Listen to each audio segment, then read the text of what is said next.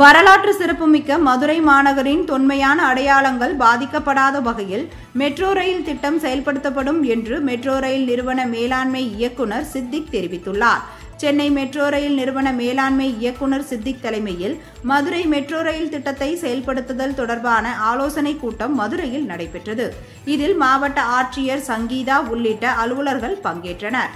பின்னர் செய்தியாளர்களிடம் பேசிய மெட்ரோ ரயில் நிறுவன மேலாண்மை இயக்குநர் சித்திக், மதுரை நகரத்தில் 11,368 கோடி ரூபாய் செலவில் மெட்ரோ ரயில் திட்டத்தை செயல்படுத்துவதற்கான விரிவான திட்ட அறிக்கை மத்திய அரசின் ஒப்புதலுக்காக சமர்ப்பிக்கப்பட்டுள்ளதாகவும், மதுரை மெட்ரோ ரயில் திட்டத்தின் திட்ட செயலுக்காக நேரத்தை கணிசமாக குறைக்கும் வகையில் நிலத்திட்ட அட்டவணையை முன்கூட்டியே தயாரித்தல், பயன்பாட்டு அடையாளம் காணல், பயன்பாட்டு இடமாற்றம் மற்றும் பங்குதாரர் அங்கீகாரங்களை பெறுதல் உள்ளிட்ட அம்சங்கள் குறித்து இந்த கூட்டத்தில் விவாதிக்கப்படவுள்ளதாகவும் தெரிவித்தார். வரலாற்று சிறப்புமிக்க மதுரை மாநகரின் தொன்மையான அடையாளங்கள் பாதிக்கப்படாத வகையில் மெட்ரோ ரயில் திட்டம் செயல்படுத்தப்படும் என அவர் குறிப்பிட்டார். இதேபோல் கோயம்புத்தூரில் 10,740 கோடி ரூபாய் செலவில் மெட்ரோ ரயில் திட்டத்தை செயல்படுத்துவதற்கான திட்ட அறிக்கை மத்திய அரசுக்கு சமர்ப்பிக்கப்பட்டுள்ளதாக சித்திக் தெரிவித்தார்.